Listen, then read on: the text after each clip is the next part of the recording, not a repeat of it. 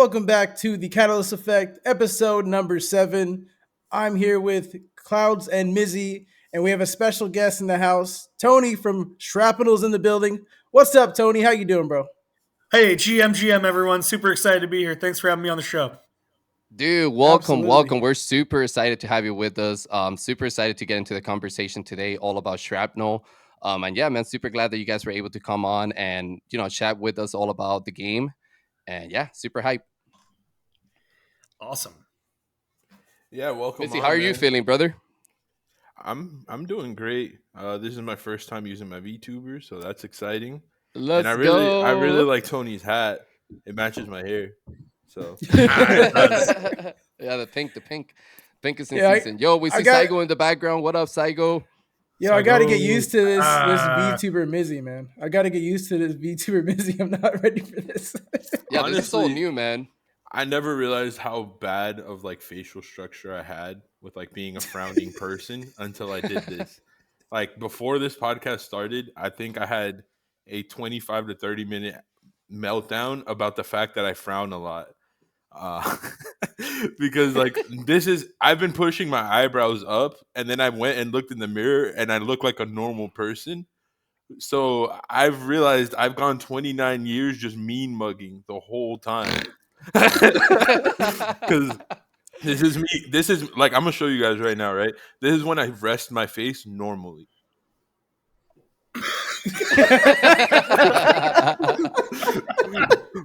So I went and asked my wife, I was like, do I always look this angry? She's like, yeah. I'm like, what the fuck? Like, no one thought to tell me that I'm an angry looking person.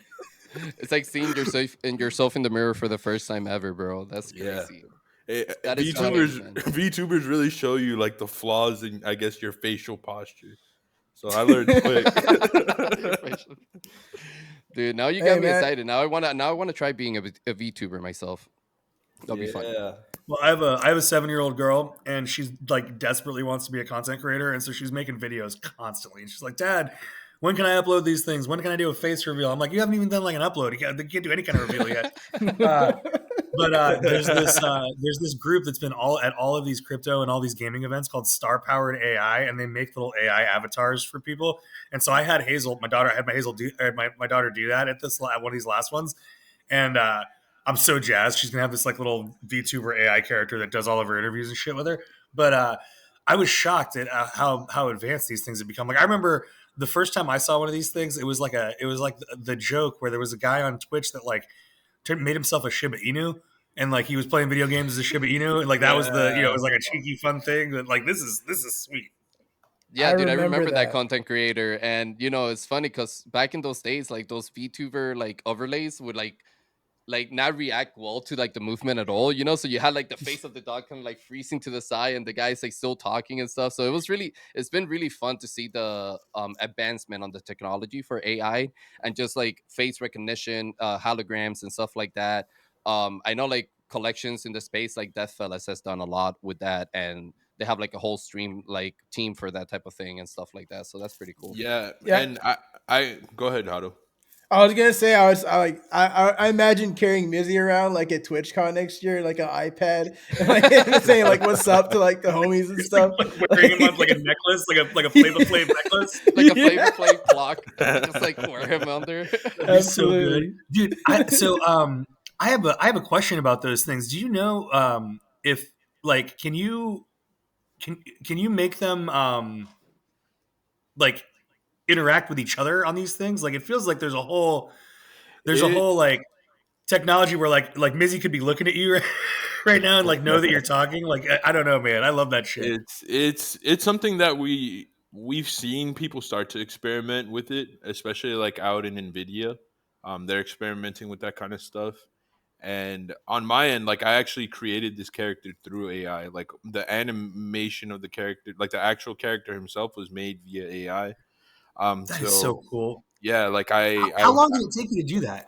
To actually make the character? I fired up this character in Midjourney in like 30 minutes. And then dude, so let me ask you guys this. Wild. You guys are all in Web3. I'm just having a crazy idea here. I woke up a little high from last night. I still think from the night before. But do you think that someone could do like a 10K or a 5K collection where like when you mint it, instead of actually getting the thing, it just pops up with the creation screen, and like you make your own like piece of the collection. Like you actually could be like an open collection, and you're like, whoever wants to fucking make a collection of AI avatars of themselves, like we'll put all the pieces together to like put the accoutrements on, so you can be like a samurai or a fucking alien or whatever. Like it feels like that's a collection idea in and of itself. I think yeah, dude. Actually, I think that idea has been floating around. I don't know if anybody has perfected it or not, but I do remember there was this other PFP collection that came out a while ago. I don't even know if they minted out or if they ended up rugging or what, but I think they were called something goats. And basically, when you minted your PFP, they had made like so many different presets of all different attributes and different things that you could put into your PFP. And then the owner got to put their own PFP together with the attributes they wanted and all this stuff. So if you integrate something like that with an hologram AI like interface, then you're talking about something like what you're speaking of, Tony, which I think would be super cool, and a lot of like streamer would appreciate that as a collection, especially if they have some type of ownership. And I also think if you create like an algorithm where you basically have a bunch of preset art styles that you would like to see the AI generate, and then you shoot in whatever PFP you like, whatever photo of yourself you want to throw into, it shouldn't be that difficult. I think it would just take a lot of time from like the training the AI side of the AI training. Yeah. But so my wife's actually been doing AI training for the last like month or so. I mean, I'm not gonna lie, if this whole video game thing doesn't work out, you might see like the Tony VR people collection come out in a month or so. Hell yeah, dude. That's funny. But Shrapnel's gonna be great though. AI is always the backup, right? Like, I mean, it's going crazy, man. Like, not just with like VTubers and hologram stuff, but just like with different like softwares. And I mean, look at ChatGPT, how far it's come, right? Like, Dude, I'm telling you, my wife the other day, she was telling me she's training the AI and shit they have people doing is like put in like the height and weight and number of people in the family and be like, give me a meal plan that will make sure that my family doesn't gain a bunch of weight. And then it'll spit out a bunch of different food options. And then she'll be like, give me all of the recipes to make this shit. And then it'll spit out all the recipes. And then she'll be like, make me a list of all the shit I need to buy at the QFC grocery store in Seattle, Washington in order to make all this shit. And then it'll spit it all out. So like in my mind, that's just like do you even need a nutritionist, you know? Yeah, that's point, like a very small step away from just pressing a button, right? Like saying like, hey, all my shit's stored somewhere, and you just like press a button and the food comes to your house, right? Like that's really, it feels like we're a very short distance from that thing being real. Yeah, that is so crazy, it has memory too, so you can always recall back to what that's what I'm saying, right? Like, yeah, like that. You can have like a library of commands. Yeah, and I mean, and what you're saying is totally true, because I even tested it with my wife. My wife is a behavior analyst, so they write like behavioral plans for children with disabilities and on the spectrum. And we tested out to see how far that ChatGPT AI could go and how much it would go into like research based, like actual like behavioral plans and stuff like that. And dude, it recreated a perfect behavioral plan with research based like it was we were blown away. We were like, I mean, this is basically like what her job is, like, and they break their heads trying to figure out what's going to get approved and what's not. And AI did it in like 5 minutes. It was wild. Dude, we all got to get rich in the next 5 years. I'm telling you, we don't need fucking farmers, we don't need truck drivers, we don't need therapists anymore. We all got to retire, dude. Yeah, dude, exactly. I agree 100%. I like to name my AI chat, so I name them things like Marty, like I name them like 80s, like and 90s, like movie references. So I have one AI chat where I named him Marty McFly. That's so good. I have one called Dumbass, and I only ask him dumb questions.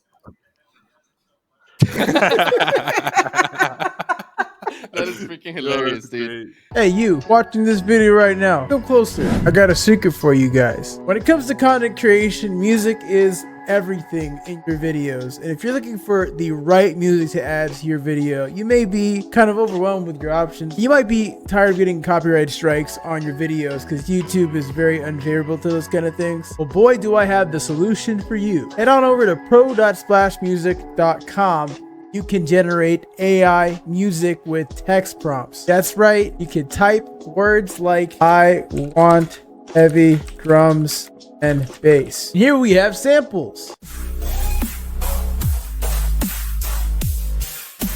Remember guys, head on over to pro.splashmusic.com. Use my promo code HOTOFREE to get your first month off, and happy music making with AI. What's give us an example though? What's a question that dumbass gets on a daily Oh, basis type 100%. of thing? So like actually I got Saigo's staying with me for the next 3 weeks. He lives in Hawaii. And so every night I've had Saigo and our buddy Francis, who lives in England, who also works at Shrapnel. We've been just hanging out here and like working until, midnight and just like grinding and hanging out. Feels real fratty. And Awesome. last night we're sitting around talking. And in England, I don't know if any of you guys have been to England or been traveling to Europe much, but they have this shit called brown sauce, and they just call it brown sauce, right? Like I don't know what the fuck it is. And Saigo was asking, he's like, "All right, I got to know what brown sauce is." And so we went to Dumbass. And we were like, Dumbass, what is brown sauce in the UK, and why is it called brown sauce? It was great. Dude, that's awesome. Yo, Yeah. we need an AI bot like that in Catalyst for sure. Like we need It's so good, dude. It's so if good. he has dumb dumbass, questions. we can name ours Jackass. Yes. No, we're gonna name him Craig, like we did it with the other one. Oh yeah, that's right. Oh, we do have Craig. We do have Craig. You're right. That's a great that's story, awesome. man. Yeah. Hey, but You know what we listen, used to Tony, do? I don't know if you guys have a Discord or anything, but we always, and this happens in every Discord. We had that one guy who like everyone loved. He was around forever, and this was actually not even Shrapnel. It was a different project I was on, and he was around forever. Everyone loved him, but he was just kind of a pain in the ass, right? He funded everything, and he was like never super satisfied. But everything else was great. Show up to game night and have a great time. And his name was Ryan. His screen name was Ryan. Ryan Wombat or some shit like that.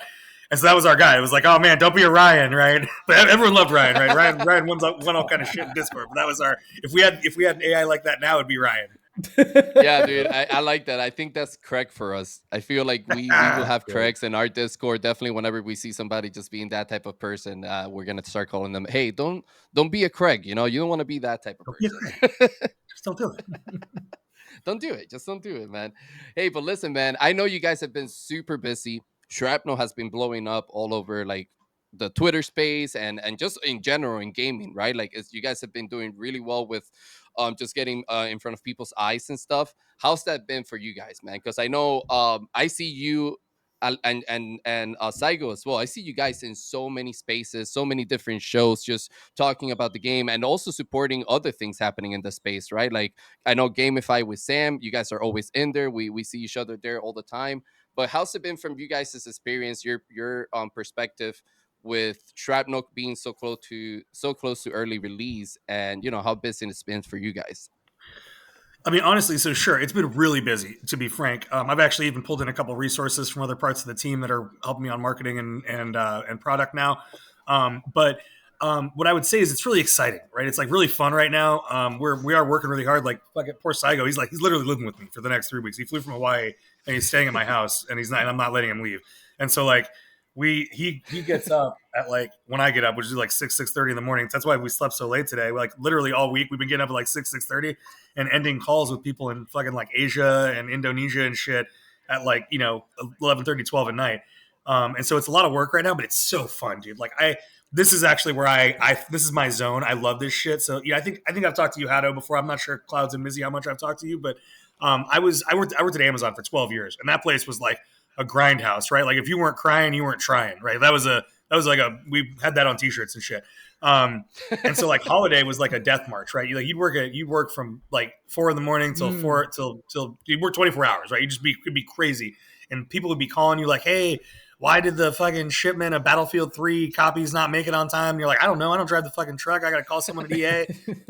Like that shit was happening all the time. And, at Amazon, there was always this sense of like, if you drop the ball, someone's going to come and actually kill you, right? Like you're not even just going to get fired, but someone's going to murder you in your sleep. Like that's the way it felt. Holy shit. And so there was like this high level of tension that like wasn't always necessary, right? Like it was just like, we used to actually call it like an inappropriate application of intensity. Cause like shit like the Battlefield 3 shipments would happen, right? And like people would lose their minds. It'd be like 20-person meetings where like people would just be like yelling at each other and shit. And the end of the meeting would be like, well, someone should call the truck driver and like see if they can get here faster, right? And so shit like that's just not super necessary. At Shrapnel, we like it feels like the team's been around long enough and has done enough of that. We're like we don't have a lot of that. It's not like stress free and everyone's like walking in like, oh man, this is great. I wish every video game I made was this easy. But people aren't like yelling and screaming at each other. They're not getting short and curt with each other. Everyone's actually kind of like thriving and laughing at the stress together, which is really fun. We started doing twice weekly game tests in the studio. and that's helped a lot because it's our game is a violent release by nature, and so like we'll get in there and play for a couple hours every day and just capture content and have more stuff to share on Twitter and keep growing. And that is actually a really good outlet. We'll stand up and just be like yelling at each other and talking shit, like I got you, motherfucker. And so there's just a lot of that kind of vibe in the office right now. We launched Radon, or Radon launched Radon, the DAO, or I'm not supposed to call it a DAO, the foundation for the group, but they're basically like the group that's going to run governance and whatnot for the Shrap token, which is like our currency in game and our token that we've dropped to people a couple times already. And so we've gotten that spun up. You can go to radon.gg and check it out. We're starting to do things now like ramp towards our early access, and that those two things have been a lot of fun because from a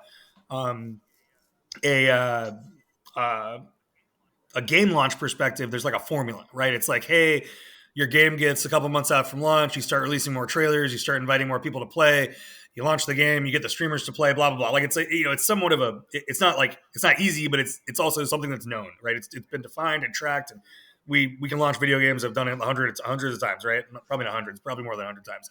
And Web3 though, launching anything in Web3 is like someone actually said it in a meeting the other day. It was great. They felt like I was blindfolded and also blind while trying to find my way through a maze at night, right? I was just feeling my way through a wall. Right. And that's what it feels like sometimes launching a product in Web3. It's like, well, who the fuck knows what's going to work, right? Like I spent, as you observed, I spent a lot of time and spend a lot of time in different Twitter spaces because as soon as you announce that you've raised money, again, one of my coworkers said this great the other day, you feel kind of like you're stuck in a stoplight in like LA or Miami, and people have come from the sidewalk and started just like washing all the windows in your car and like asking you for money, right? It's absolutely nuts. And so I've gotten like 5,000 DMs over the last couple of days since we announced the 20 million raise that are like, hey, I'm the best marketer on the face of the earth, and we'd love for you to give me 5 million tokens to shitpost for the next 2 weeks for you.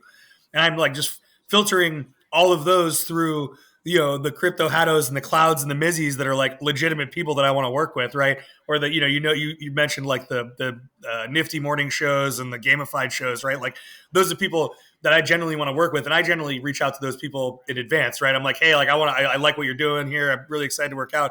Hatto I've known for a little bit, so it's really easy for me to quickly qualify him as someone whose message I want to read, right? And so that's really been the most interesting part for me, is just like sifting through what's real and what's not. And God, you know what I love about this space? I think I've told you before, I worked in weed for a while. I ran marketing and sales for Leafly, which is like cannabis. It's like Yelp for cannabis.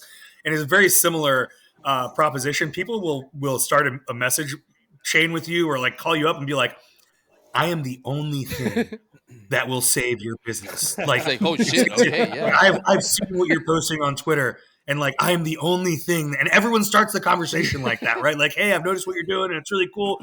But if only you were using me, right? And so a big part of what we do is like, but some of those people don't suck. Some of them are like legit, and you just don't know how to filter it. And so now what I've done is I've gone and I've created. We'll have these next week or the week after. Promo codes for our extraction packs that we just started launching. Sorry, stepping back. We just launched these things called extraction packs. They're like our founders pass, and they get you a bunch of in-game content like exclusive skins and a free in-game playable character called operators that you can run around and shoot with, and it carries your progression and levels up and all that shit. And it also gets you early access to the game. So we started selling those like a week ago, 2 weeks ago. They're $20, $50, and $100, and they're limited because basically like once we hit like 50 or 60,000 sales, we're going to pull them down, and then we're going to like play the game a bunch and make sure it doesn't fall over. And then we'll put them back up for sale. And then we'll let another 10, 20,000 people in and then pull it down and see how it works and so forth and so on. But you were sorry, long way to answer this question. Back to like how we've been dealing with growing so quickly. One of the things that I did was I went and created promo codes for those things, right? So like now in a week or two, you'll be able to put in like crypto hatto 20 and you'll get 20% off of any of these things, right? And so now when these assholes come or not assholes come and they're like, hey, I want you to give me $10,000 to shitpost, 5 times for you. I'll be like, well, I'm not going to give you $10,000, but I'll give you this code. And if you sell, if your people buy this shit, then I'll pay you till the end of time, until they stop buying them. I will never stop paying you. And so, some people are just like straight up like, well, my audience doesn't buy stuff. They just follow people on Twitter. And I'm like, okay, so you have a bunch of bots. Great. I don't want to talk to you. Yeah. And some people are like, let me know when the promo codes are ready and I'm ready to roll. You're absolutely like, right, so right? Like that's a good way to filter, yeah. right? Like, yeah, absolutely. I can't wait to put in a promo code like on a stream somewhere in advertisements. That's awesome to hear. That's really exciting to hear. Yeah, and you guys will absolutely get them. Like as soon as we have them, we'll give them to you guys. And the other thing I did was in order to help those people that are actually like willing to like try, like because if someone gets back to me and they're like, yeah, I think that'll work, and they do it and like they don't drive any sales, that doesn't necessarily mean that like they're full of shit. It just means like they haven't done this before, and like I'm presenting them with a new way to approach their audience. And they might have to test it out. And so for those people, like legit, I'm like, hey, if you want to try this out and it doesn't work, let me know. I'll give you another discount code, and we'll give you some free shit to give out too, to see if your audience reacts to that better, right? Because I have promo codes that are discounts and promo codes that are just like you get it for free. And so we're going to be testing a whole bunch of shit with people that want to test stuff, right? And so that's again, back to the question, like how am I dealing with the growth? Before, when you're like trying to be noticed by anyone, you're just reaching out to everyone. You're like, hey, put my name fucking out there, and like hopefully people start talking to you. And now that we're starting, it's more of like a pull motion, and people are starting to come to us. I'm just finding different mechanisms to quickly qualify people and figure out who I want to work with. Say less. I'm going to become a Shrapnel door-to-door salesman. That's hilarious, man. That's a great answer. And I have a couple of questions, but I'm going to let Clouds and Hado do their thing. No, absolutely. I just want to add, man, everything you said, I resonate with a lot, because we've been, as you know, right, we've been trying to grow Catalyst as a brand as well. And we've been dealing with a lot of the similar things, right? We really quickly realize how messy things can get when you're dealing with a lot of people reaching out for partnerships or collaborations or wanting to work together. So we recently added a new member to the team, Juan JRP. He's going to kind of take care of all the BD development side of things for us and help us out there, and integrating like a new CRM model for us to stay a little bit more organized with communication and stuff. So I totally get what you're saying as a company, especially like, congrats, Juan. Yeah, congrats to Juan. Shout out to him, man. When he sees this, absolutely, we're gonna throw a party for him in Puerto Rico down there someday to celebrate. But like you were saying, right? Like especially when you raise money like you guys did with the 20 millions, congrats, by the way. That's huge in my opinion. I know in some of the spaces people were, like you said, as soon as you start raising money, like people don't know what they want, so they start criticizing things, and it's like you don't know who to hear, right? Like when it comes to opinions, because they're so mixed. But you're right, when you start like putting those news out there, when you start getting the flood of people trying to work with you, right? And all of a sudden everybody that's good at their job comes out and they're like, yeah, I'm the best one, to hire me, right? So I totally get how difficult it is to filter out through those things. But the idea that you guys have of adding promo codes into the services that you're providing is genius to me, right? Because it also puts the creators that want to work with Shrapnel on the spotlight of showing what their communities are all about, right? And how much support and how much involvement they have with their communities. Sometimes I feel creators get stuck on the number. Oh, I have so many followers, but that number doesn't really reflect community. I've seen a lot of creators that have millions of followers, but they have no engagement or interaction or connectivity with their community for them to want to follow them to the end of time. And when you mentioned like, oh, with that promo code, if you don't drive sales, that to me is an opportunity for a content creator to find new innovative ways of selling a product or promoting a product in maybe a more entertainment way or like a more interactive way with their communities, right? Like if we made a content piece that came attached to that promo code marketing, for example, it will make our community door sales. I'm sorry?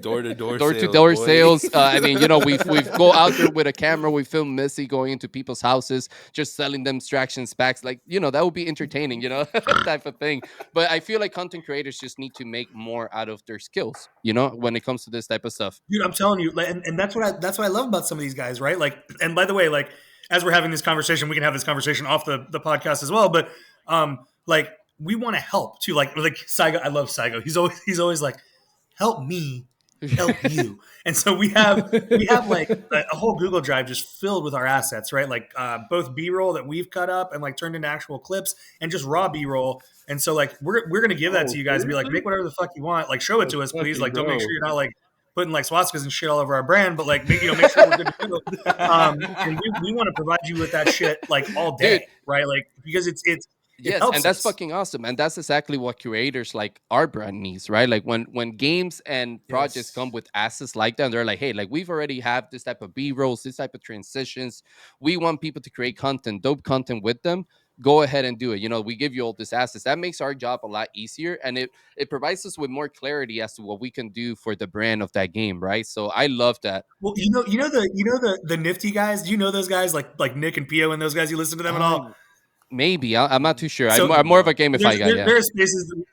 Yeah, there are spaces that we sponsor. They're great guys. I've been following Easy Eats forever. Like I was a Solana Oh guy yeah, yeah. before, Easy and Eats he's one of those Bodega. Oh, guys. Hell Easy yeah. Eats. He's Okay. yeah, Yeah, yeah, yeah, yeah. yeah. And so one of his guys, NFT Nick, he does all these skits, right? Like he had like a Sham Wow skit that he was doing for like the Easy Eats Bodega hats. And he did like a Nick on the street. He was like doing interviews and shit for the SBF trial. And so we're working with them. And I was like, hey guys, we really want to work with you again in November. But we want, we want to get a little more creative with it. We see you guys doing all this cool shit. Like, why don't we bake that into the sponsorship?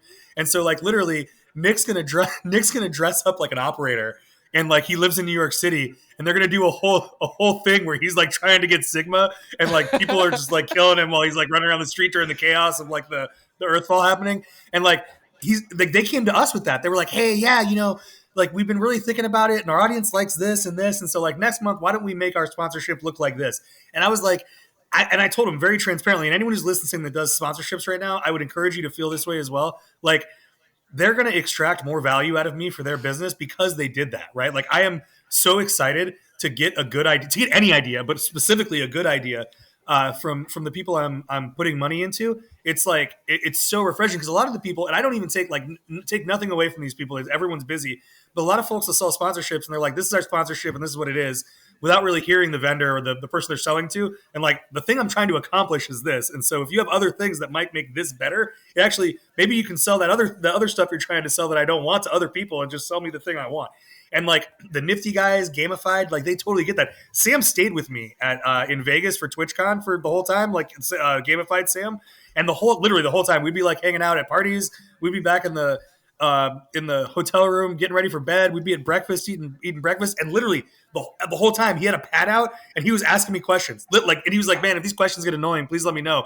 And I was like, "Absolutely not. Like, please keep." And like everything from like, you worked at Amazon for a long time and you sold a lot of video games. Like, what were the things that helped you do that? To like, hey, you're giving me money to sponsor my Yeah. show. Like, here's some thoughts I have around what we might do better. What do you think? And we refined a ton of shit in those couple of days. It was Dude, and I great. love that because that's exactly what we're trying to do with Catalyst, right? Like that's what we've been focusing on creating all this type of shows and things like to work with brands and basically help them realize their vision for like whatever they have in vision, like you said, for their brand, their projects or whatever. And we take care of like how can we make it like super fun, how can we make it super engaging, how can we make it super creative, because I love all those ideas of like going out in IRL dressed up as an operator, you get me? That's what's going to build the culture of Shrapnel for the regular folks out there that are not involved in the everyday Web3 ecosystem, right? Like I want to see, like I used to love going into Comic Con and seeing somebody dressed up as Master Chief, right? So why can't that be the new Shrapnel operator, right? That's what I want to see. I love that type of content.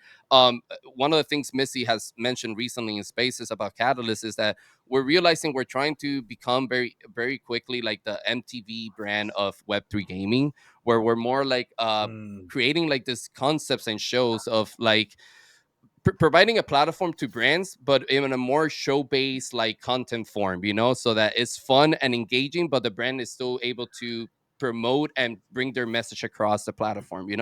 So that's kind of like the focus we've had with that. Guys, I think that's genius. Yeah, man. Yeah. Do you all stream on Twitch at all? Like, do you have a following on Twitch? So I know me and Hado both stream on Twitch. Hado's everywhere, like in every single platform. I was focused more on growing on Twitch. Recently though, we've Yeah. made this change, and we were gonna announce this. I don't know if we announced it already or not, Messi, but we made the change to only focus streaming and doing all of our content on X for now, and also like Nice. pairing that with YouTube, so that we can really focus on growing a strong community and culture in between those two platforms, and then expanding our wins into other things. I was Yeah, gonna because say we kind of focus is have so like important.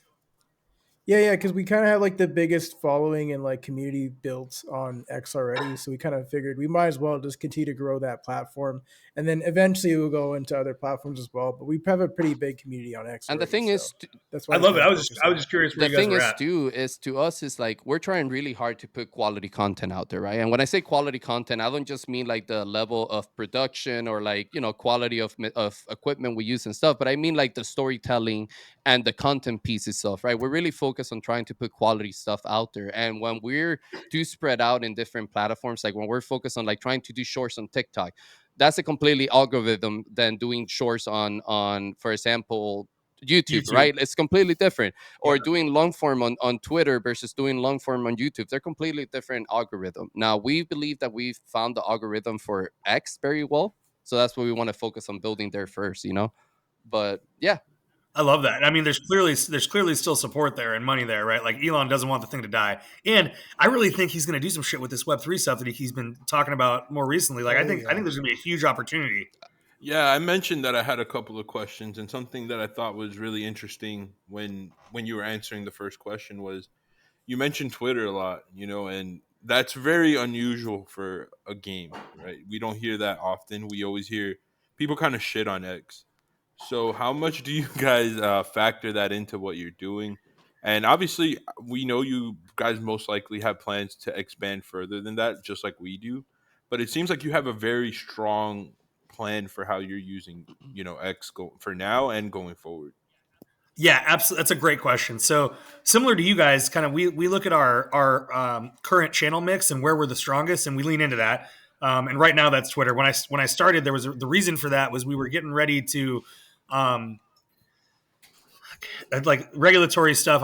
We were getting ready to do some stuff that required us to have a certain number of followers on Twitter based on the partners we were trying to work with. Like some of our partners that we were trying to work with came back to us and said, "We just won't do the thing that you want us to do unless you have X number of followers on Twitter at the time." And then it became X.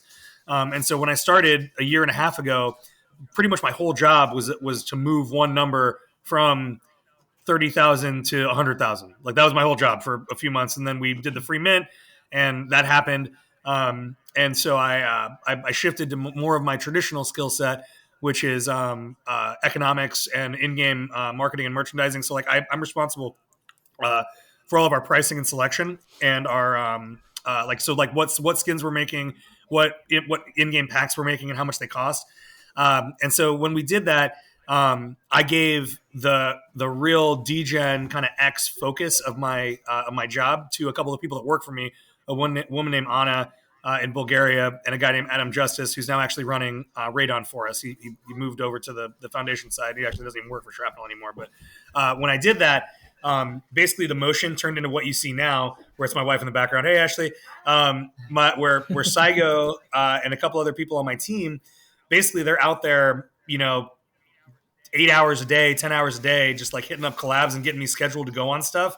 And I'm just cranking through it. And so now our growth on X specifically is really focused on how do we tell our story through our partners as much as humanly possible. And like I said earlier, arm them with the assets that they need to help us tell that story. So like we have right now about 8 little short videos in the pipeline that are like 15, 30 seconds long.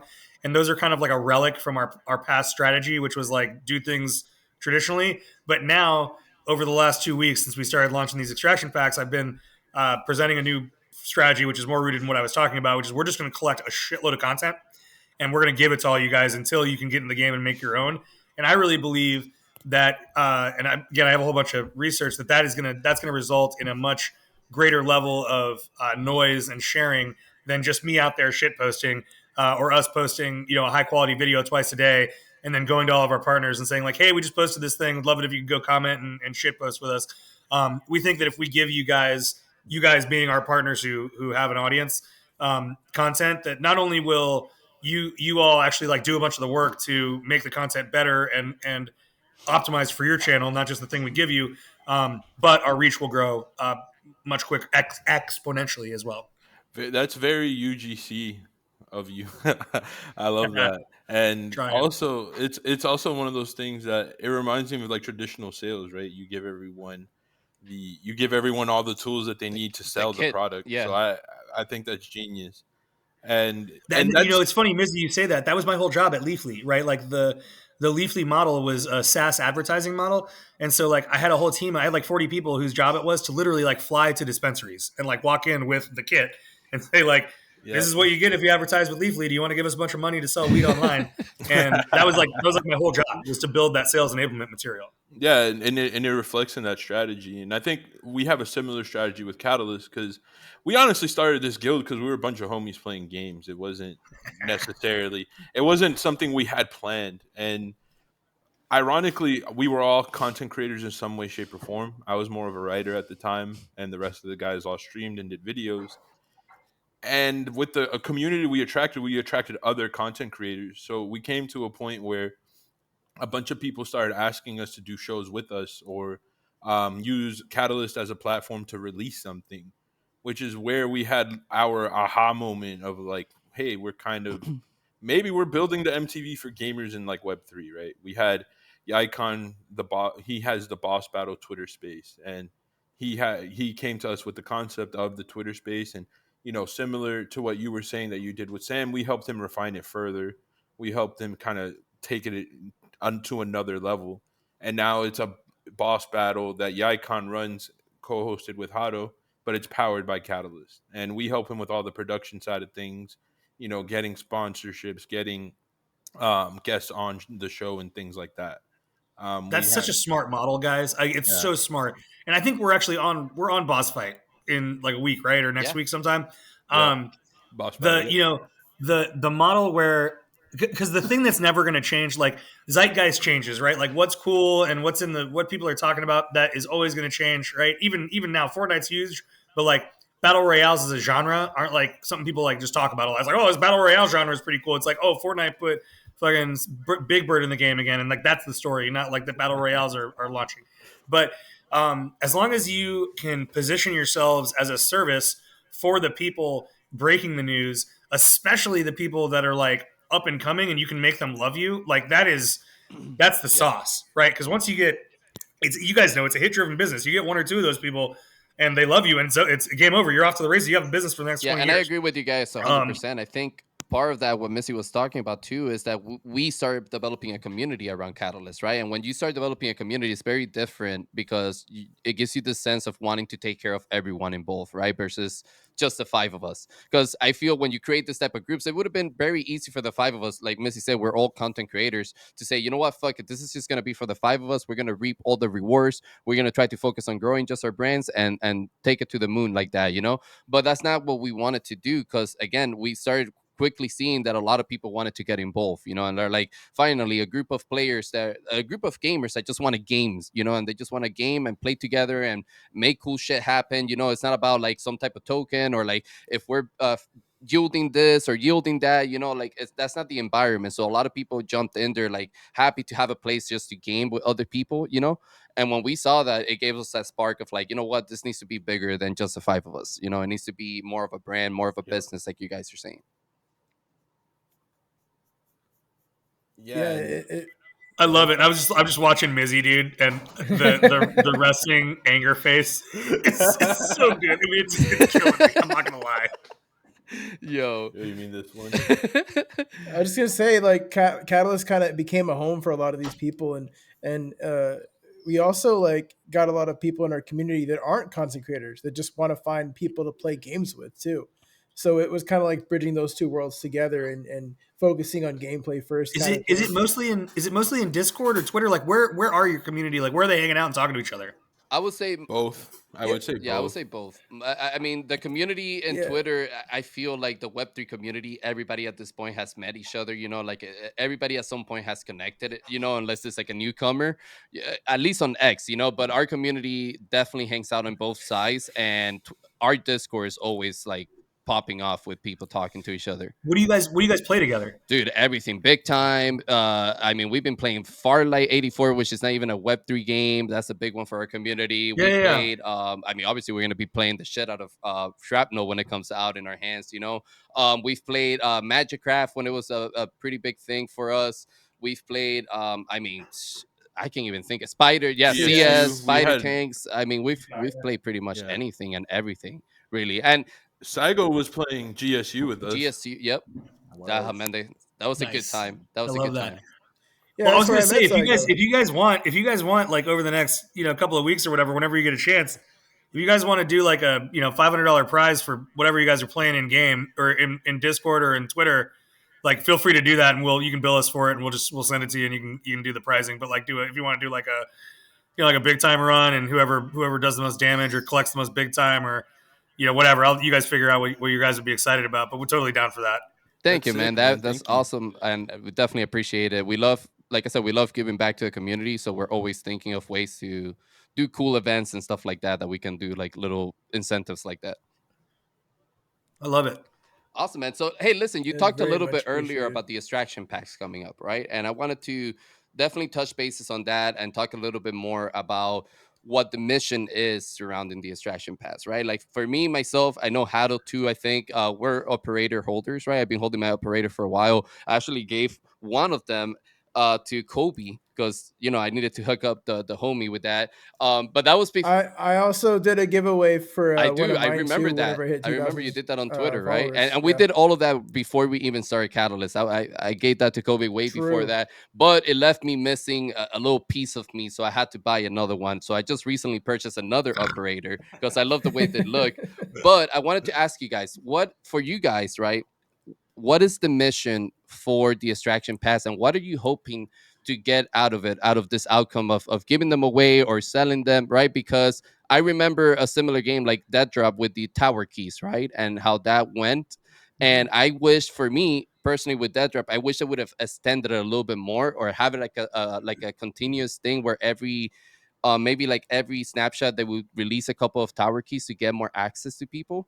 But I seen you guys been giving out extraction pass, you've been selling them, you've been, it's been a thing almost like in every space that you're in, you're giving them away, which is awesome. And I think it's gonna get the access to a lot of people's hand. But I wanted to get your perspective of what's the point, like what's your mission with that? Yep, I have a number written up on the wall, and it changes every week. But right now it's 70,000, and that's the number of these things that I want to get in people's hands before we stop selling them, and then we will stop selling them for some amount of time. And honestly, it might be before 70,000. That's just what I'm being told right now. But basically, as we get people into the game in December, and we start looking at things like server stability, and not just server stability, but just like fun stability, right? Like if there's too many people in the game and it's not necessarily crashing, but like it's running like shit, and like that'll manifest itself in metrics like the number of sessions played or the amount of time played per session, or specifically like sessions played and not finished without dying. That means they just quit and said fuck it. We'll monitor all of that stuff literally every day. There's giant fucking whiteboards and screens all over the office that we look at that shit with. And my team, Saigo, again, he doesn't get to sleep for a while, will just live in that data, and we'll say, okay, like we've got, we sold 70,000, 60,000 of these things, and we've got 20,000, 30,000 people coming into the game every day, and it means that like the average time to kill is 8 minutes, and it really needs to be 5 minutes, and the number of people who are finishing a match or not finishing a match and not dying is like more than 1%, and so that sucks because that means more than 1% of the people fucking hate our game. And so like we don't want to open it up until that's not true anymore.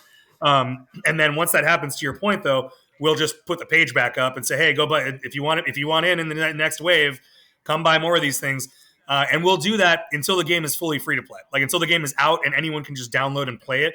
We will constantly be tuning, with the idea being that we should know by the time we get to, it's basically going to be like Q3 basically next year when we do that. We'll know like exactly how things are running and like what AWS instances we need to spin up as we approach new concurrent users and stuff. Like all that's just math that we don't have yet because we haven't launched the game. But the good thing is like we've all done this a bunch of times before. Like I personally, me, Tony, my team broke the Amazon Prime sign up flow when we launched the Fortnite offer the first time. Like, and that was just a function of traffic, right? Like there was a 6-hour period where people couldn't sign up for That's Mm-hmm. Prime, crazy. and Jeff Bezos sent us a little email with a smiley face in it. Never does that, right? It was great. And so like we're building towards that. Clint, our head of game, he was the head of a game for BioShock Infinite. And so like same thing, like that's another game that like when it launched, it had all the players in the world playing it. And so they just had a lot of stuff to figure out with stability, and we've learned a lot. We've all been scarred, and we all like just pretty much know how much we not know, but like we're pretty confident we know what the number is of people that'll make things stable and fun for everyone.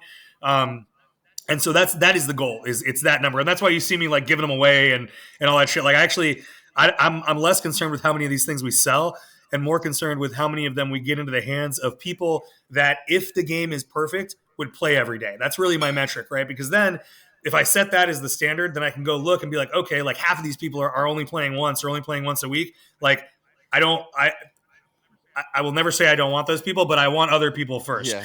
right? And so I can look at where they're coming from and say like, okay, all the people that are playing every day are coming from Hado and Clouds, right? Just because, again, either with promo codes or tracking links or whatever, it's not all the people, but like this gives us a good cohort. And then I can go and double down with those people and be like, hey, you get us really good customers, and so like I'd like to give you more money to get us more of those customers. Just like tell us how to do that. And that's the robot sociopath Amazon part of the brain. I worked there for 12 years, and it's just all marginal rate of return, right? Like if I can put $1 into the machine and get $1.01 out of value, either by bringing a new customer in who buys something or who plays the game longer and gets other people who buy stuff to buy more stuff, I will do that until the end of time.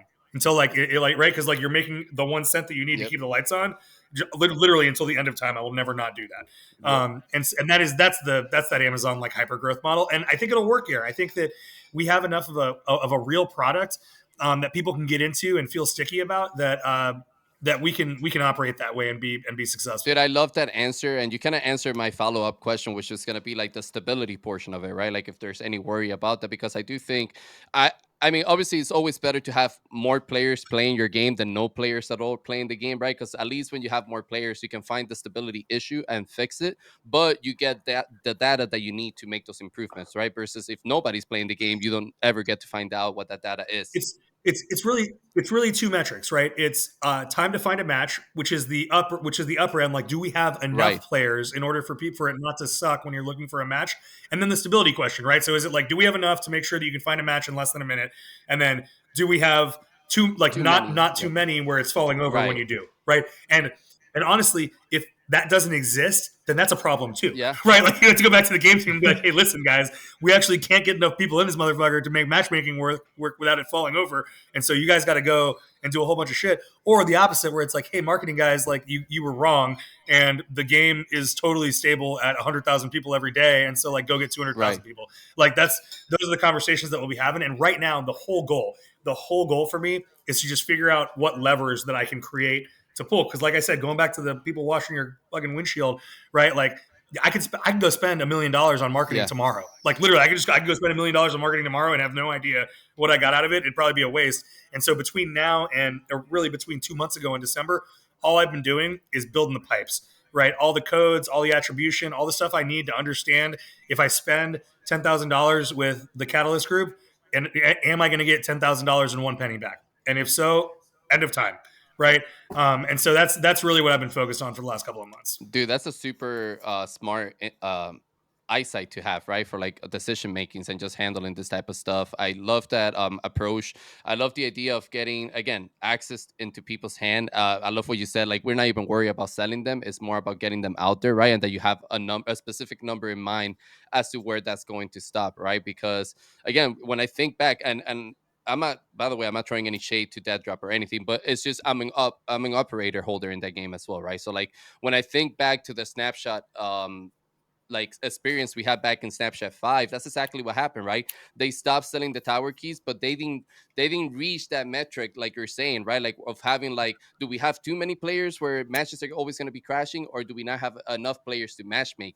And the issue is that they didn't have enough players to find matchmaking, right? So it was taking way too long. People were getting tired and bored and just getting off the game, before you found a match, or you got into a match where it was only like 3 people in a BR style ecosystem, and then you have somebody that is distracted and the match is over, like it kind of like lag into that interaction inside the game, and I think it could have been maybe salvaged by selling more of those tower keys, or like giving them away maybe through creators or events. And it kind of leads to my next question, right, which is, with this type of stuff like extraction pass or battle passes or tower keys, the price is a big signal, right? Like you have to keep it into that budget friendly where the normal gamer or everyday user doesn't feel like they're being exported, right? Like almost like every other NFTs where it's like, oh, buy this thing for $300 just to get access to like a beta, and you're like, what the like what the hell is this? Why did So I yeah, do that? exactly. So Yeah. or even alpha, not even a exactly, beta, or Yeah. an alpha, alpha. Like whatever. it's I like mean, all gray sometimes box it's and a shit. Yeah. sometimes it's like a whitelist, or like a mint, like whatever, So it's crazy to me. You're Yeah, paying yeah, to you're pay paying to more. pay more. Yeah. Like what the fuck is this? So no, but I like the way that you guys approach it in the way of like, hey, we're gonna keep this into three different levels of price, right? Like we have the low tier, which I believe is like what, between 20 to $30. I think it's 19.99, right? 20 20, yeah, bucks. 20, 50, and Yeah. 100 bucks are the three So I tiers. think Yeah. that's a budget friendly approach to something that gamers are not going to feel like, oh, I'm not getting anything out of this, or I'm not getting my money's worth. Can you Well, and we can control it too, which is really important to us, right? Like, I'll give you a great example. We have Saigo, my boy Saigo. I love this guy. He's developed a relationship with this group in Brazil. I think, is it Brazil or just South America in general? Latin America let's in general. go. And they have relationships with like 6 or 7 banks down there that have like 20 million users. And when you sign up for a new subscription on your phone, you get like a month to Apple Plus. You might get like the NFL Monday ticket or Sunday ticket or whatever. NFL, sorry, MFL, NFL. The we're doing the same thing with these banks down there, where like they have programs for entertainment products specifically, because I don't know how familiar you are with LATAM, but like it's expensive as shit to play games down there because like they don't adjust the prices. It's still $60 for a game, which is like all of the Argentinian currency in the world or whatever. And so what we're gonna do is we're going to go to these groups and be like, hey, here's your promo code for 50% off these things. If you want to sell a bunch of $10 extraction packs to these people, go fucking nuts, please. If they're going to play our game like all day. And so, we're going to, and same thing with you guys, like we're going to do that all day. It gives us a way to control what at Amazon and in economics people call like the price elasticity of demand. So like if you put something on discount for X% off, what is the percent lift that you get from it? So like easy example is if you put something for 10% off and you get a 10% lift, it's 1, right? That's your price elasticity of demand. And anything over 1 is usually good. Like anything over 1 is like, oh, okay, we made the right decision. Because you discounted a thing and you got the same lift out of it. Again, this is a very caveman way to look at it, but that's the way I think about it. And so like as long as and now that I've been doing this without any promo codes for by the time we launch it, it'll be about a month. I'll know what my baseline is, right? And so I can hand you a code and be like, Crypt Hatto, here's 25% off, here's 30% off. And if you give it out to your customers and if they have a take rate of 30% or 32%, I'll do that all day. I'll never stop, right?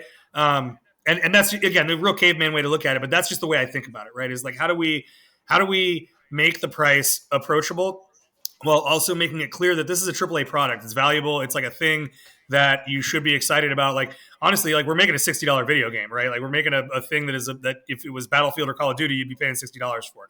And so we have pricing that reflects that in the content that you get. But we also, like I said, like if our game was more cartoony, honestly, like we'd be selling these things for $5 because I'd be right now. The reason the price is what it is because like you can't play this thing on a Chromebook in the middle of a fucking ocean, right? Like you just can't do that. So I actually don't want people in that price range to go and buy a bunch of these packs, right? If they get them for free and they figure out they can't play it, that's okay. But like I actually don't want. I'm very cautious of selling these things to a bunch of people who won't be able to play them. Right, and that's what I'm saying. Like, I appreciate you guys as a team thinking about all these little details and outcomes, right? Because you're totally right. Like, if I were to pay upwards of $60 for an extraction packs, and then I get to finally access to the game, and I get this little message saying like, "Oops, like your computer's crashing, you don't have like enough power to run this thing," right? I'm gonna be extremely pissed, right? So I think We go yeah, ballistic. and to your Yeah. point, like right, like I think gamers also have been almost desensitized to that price points of like $60, especially for anything that's like triple A. It's almost like it's engraved in our brains. Oh yeah, like I want the new title. I know I'm gonna pay $59.99. Like plus tax or whatever. So I'm gonna pay like 60 something. But people just go. It's like a norm to them. And I think for that, for Web3 has been a challenge to find that norm below the $100 mark. And I think you guys have done a tremendous job at that. And again, the focus is not to sell this for that specific price. It's more about accommodating that price to get to the user's hands and give them access to this thing The the right right user, the the right right user's user's hands. hands. Exactly. That's right. Like the price is set to get it into the right Exactly. user's hands, Exactly. right? And you know, I wanted to make sure I said this because I you said it and I didn't. I actually, I just to be super clear, I love the Dead Drop team. I've met their head of marketing, Megu. She's Hmm. great.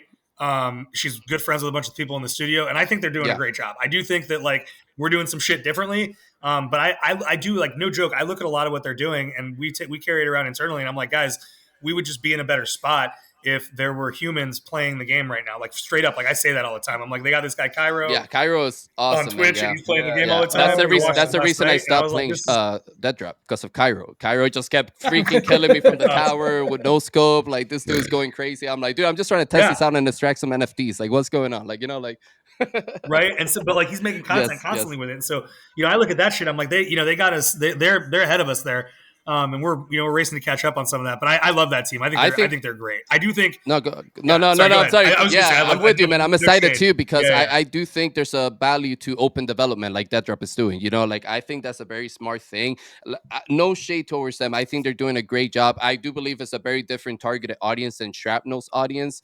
Very different approaches as far. I mean, I know they're both like extraction gear, but like the games they're just completely different movement in my opinion. Like Yeah. There's a lot yes, faster. Ours is a lot more it's all tactical. Right. It's vertical, just like like yes, it's intentionally. very different, Yeah. but I do agree with you. I think they have a great team over there too. I was just more comparing. So you guys took similar approaches to getting access into people's hand, and I think that drop just could have hyped it up a little bit more or like extended it a little bit more with that. And now they're doing it. I Now no, they're I doing agree. it with That's what the I'm saying. race Like, thing. I agree with all that Yeah, feedback. yeah, Yeah, I totally, and that's why that's one of the things that we're doing different, right? Like, literally, we talk about yeah. all that shit. Like when we make these decisions, we're like, well, let's go look at what Dead Drop did. And we're like, oh, we like that. We don't like this, and like, let's try this shit different. And I think this is super important, man. Like having this open feedback and like constructive criticism, right? Because at the end of the day, we want these titles that we've enjoyed so far to succeed tremendously. I want to see both Shrapnel and Dead Drop not only be out as full developed games, but be out in console, be the new titles for Xbox, the new titles for the PlayStations, or maybe like a Web3 console that allows you to actually have that ownership of assets inside their consoles and stuff like that.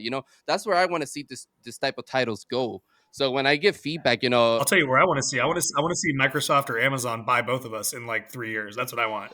we were talking about Hey, this. hey, Yeah, We hey. were talking we about spoke this about in that in one of episode our Yes, we did. 5, where I told the guys because we were Yeah. talking about console development, and it came up. I'm like, guys, consoles have been around for a very long time. How come nobody has tried to compete with the Xbox and the PlayStation? This has to be a patent licensing issue that these companies are just too powerful to let just anybody come and take them out of the game, right? So instead of trying to compete in that way, why not get them to purchase your product as a license and use them in their ecosystem, use them for like what's stopping Shrapnel? And obviously I don't know if this is your plan or if this is the route you guys want to go. I'm just throwing ideas out there, but if Shrapnel partnered up with Xbox and now everybody that has a Xbox Game Pass can access it in the Game Pass store, like that will be could be huge for both things, for Xbox and Shrapnel.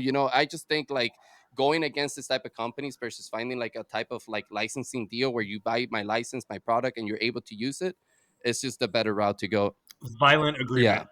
Violent agreement. Like we had an investor day in the office this week, and it was like people who have already invested in us and people who are interested in investing in us, and the people, the local Seattle people that came in to play the game and check it out were the head of M&A for Amazon, the couple of the head of Xbox people that the people that have been in our studio forever know when they were there, some of the Meta people, right? Like it's like we're not shy about what it is we're trying to accomplish here, and it's to make a thing that millions of people play and have it last for a really long time.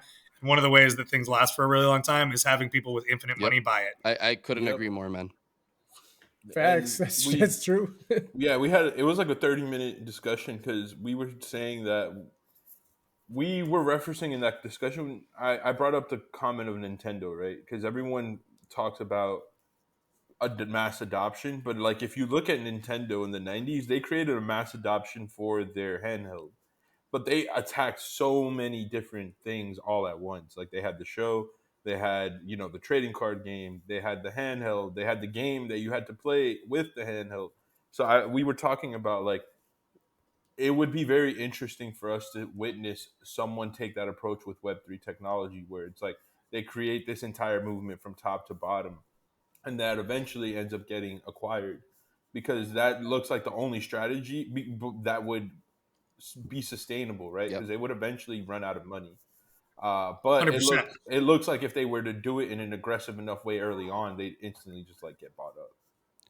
I also think that Microsoft, Microsoft and Sony have the money to get into the space whenever they want. Like money's not, I don't think money's the issue here. I think they're looking for the right acquisition or the right opening for them to get into the space where it makes they obviously whatever they get into has to bring them immense value, right? It has to bring some type of profit to them, or like they have to see it that way. So I don't think it's a money issue as to why they haven't gotten into. I think they just don't see a positioning for themselves and their brand to get benefit out of it yet. Oh, dude, I mean, just look at mobile. I use mobile as an example for Web3 all the time, right? Like, a lot of these brands took forever to get into mobile because that same thing. It was like, oh, it's low quality. Our products are AAA. Like, fuck that. But Mario doesn't belong on a screen this big. Like, I was at Nintendo for 4 years during the height of the Wii, and that conversation happened all the time, like constantly. I'd be running around the office being like, guys, why isn't Mario on this thing in my pocket? Like, we'd make so much money. And you know what? To their credit, they're just geniuses, and they had the vision. They were like, yeah, it's just not there yet. Like, it's just we are not ready to put our brand on in this environment yet because it's not ready for us to maximize what it is yet. And you know what? They were right. I mean, like the infrastructure around free to play and microtransaction technology came so far from when I was at Nintendo to when they first launched their Mario Runner or the Niantic game, that they were absolutely right. And the output of that was no one talks about Pokemon Go anymore, right? Like, it's not in the zeitgeist. It's $100 million a year game. It produces $100 million every year, and it's out of the zeitgeist. It's insane. Same thing with that stupid Mario Runner. It's not stupid. It's great. The well-designed, incredibly profitable Mario Runner game is like a $20-30 million a year product, and it just sits there. It doesn't do anything anymore, right? Like, I mean, they might update it every now and then. I don't know, but like that's just crazy town to me, right? And the reason that they're able to do that with that level of efficiency, I think, is because they waited. They were like, all right, we're gonna make this shit perfect, and not everyone can do that, right? Like, at a startup, Shrapnel can't do that. Like, we have investment dollars. We need to go make a game and start making money on it. But Nintendo can like incubate things for decades because they have the thing people don't really realize about Nintendo either is, unlike a lot of these companies, even Microsoft and Sony, Nintendo's war chest is huge. Nintendo could stop making money for like 10 years and still pay everyone what they pay them right now. They have so much money in the bank, and it keeps getting bigger because they do a great job playing the stock market. Like, one year when I was there, Nintendo's profit went up by like some stupid amount, by like 30%, simply because they made a savvy, I mean, at the time you would call it like stabling up, but they like moved a bunch of the money from USD into yen or whatever. What do they use in Japan? Yeah. From USD into yen, and it resulted, and literally just the money market shifting resulted in a 30% lift in revenue, and it was just, or in profit. And I was like, holy shit! Like, so that's what I mean. Like, the people running these things, like, they're playing chess, dude. They're not playing checkers. It's absolutely man. nuts. And I don't think a lot of people realize that, right? Like, I feel like it's so crazy to me because up to the point where we got into the Web3 space is when I realized how freaking quickly people's perception and mentality work in our space. It's like they want a game done in like a week, and if you haven't done something in like a year, if you haven't announced something in like a year, you're dead already. You're gone. You're like, well, and they don't realize cost either. They're like, these guys made $1 million. They should be able to make Destiny. And it's like, guys, that's just like $40-50 million game. Yeah, it's guys. like not there, man. Like, we're gonna make the helmet for Destiny. I apologize. I'm getting the stanky look from my wife. I forgot we're supposed to go to an apple orchard with my kid today, so I got about 5 more minutes if we want to catch a couple more questions. Then I got to go stomp on some Absolutely, apples. man. No, listen, we definitely appreciate you guys' time, and we would love to have you any time that you guys want to come on the show. We'll see you next week on Boss Battle on Tuesday. Absolutely. But to finish it off, you guys have been putting off some skins out on Twitter, right? That are coming. We're super excited about the skins, but we wanted to ask you guys, you, Tony, and Saigo, what is your absolute personal most favorite skin that has released so far? Well, that has released or that I've seen internally? Ooh, what do we want to ask here, boys? Internal or that we have seen on Twitter? I mean, I want to go with internal. I'm gonna go with internal because I want to see what I want to. Yeah. On Twitter, the blue one so far is my favorite. I just love the ice blue look. But internally, I think we're releasing it today or tomorrow. We have one of our artists made a skin that looks kind of like this. It's like a floral pattern. We've been fucking around and calling it your grandma's skin, and I think the tweet is actually something like that. Like, I'm gonna rock you with my grandma's skin or some shit. And it looks kind of like grandma's couch. Like grandma's boys, like the bong from grandma's slaps. boy. That would be fucking hilarious. Dude, yes, I love that. No one in my office gets the Grandma's Boy references I got either. you, Tony. That they haven't been working in the space for 20 years. I love it, dude. You, man. Yeah, we love Grandma's Boy. Hell yeah, dude! But I love the floral pattern because I'm a Call of Duty player, and one of my favorite Call of Duty skin was the Cherry Blossom one, which was a pink floral pattern on the sniper. So that's freaking badass. Super excited to hear that that you guys have some internal behind the scenes skins that we haven't seen yet. But hey, let's. I have what's Saigo's? I have a follow-up question. Saigo, what's your favorite skin so far? Well, this one isn't. I don't know if it's actually ever going to be released, but they've been showing around some like internal examples of what insignias could look like on guns, and someone made this really cool like flaming head skeleton insignia, and they, as an example, put that on a gun to see what that would look like, and the outcome I thought was actually it's like the skull was like shooting out of the. It was that actually sounds badass. Really That's pretty badass. That sounds badass, man. That sounds badass. How do you say you have one follow-up question? Yes, and this is for you, my brother. This is for you, Clouds. Okay. Will there be any cases in this game? Case openings? Case openings? Wait, you're about to get me excited, Tony. What's the answer here? Here's what I'll tell you. Likely not in the game UX initially, but we were just hanging out with the CEO of a company called Loot Labs.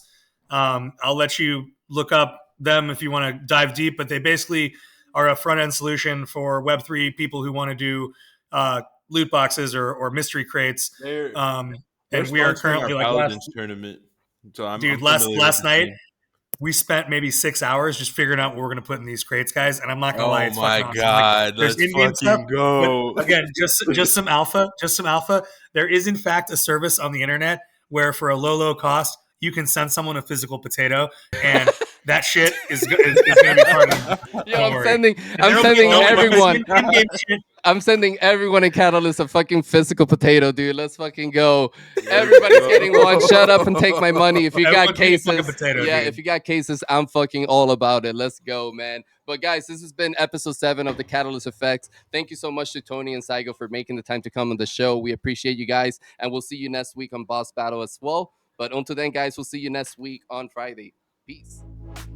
We love you guys. We'll talk to you soon. soon. Thank you, guys. Appreciate it. Let's go.